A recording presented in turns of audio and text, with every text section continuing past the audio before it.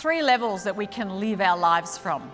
The first level is the level of perception. It's what you're dealing with right now. It's the problems that you just were thinking, oh yeah, I've got this as a problem and that is a problem. It's what you're managing what is right now.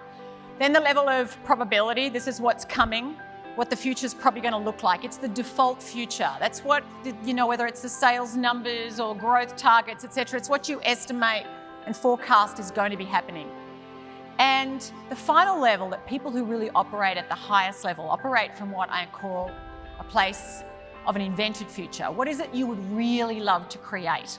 The start of the 1960s, JFK said at the end of this decade, we want to get a man on the moon.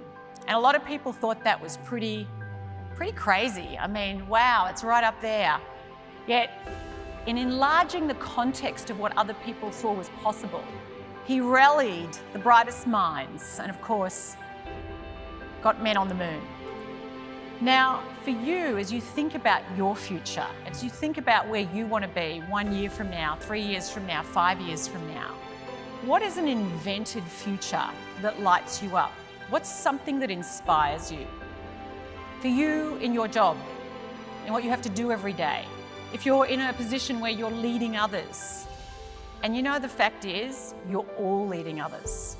Whether or not you identify yourself as a leader or not, doesn't mean that you don't have the ability to lead and affect change. And so your ability to influence others, to do things that wouldn't be done otherwise, to get people to change their behaviour or to learn more.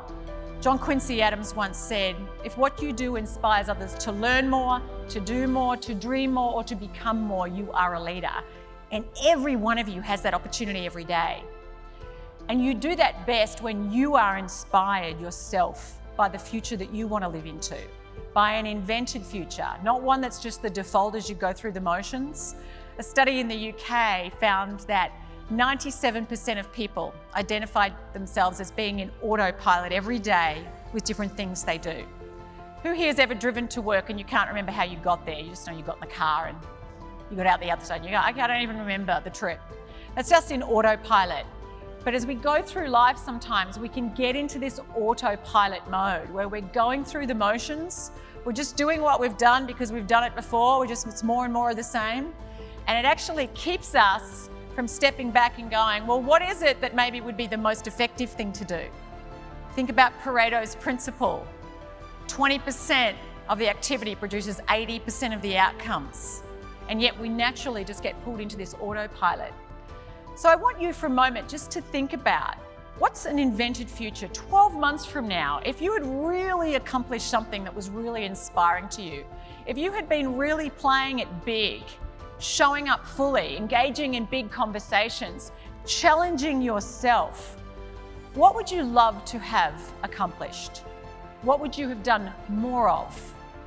What would you have done less of?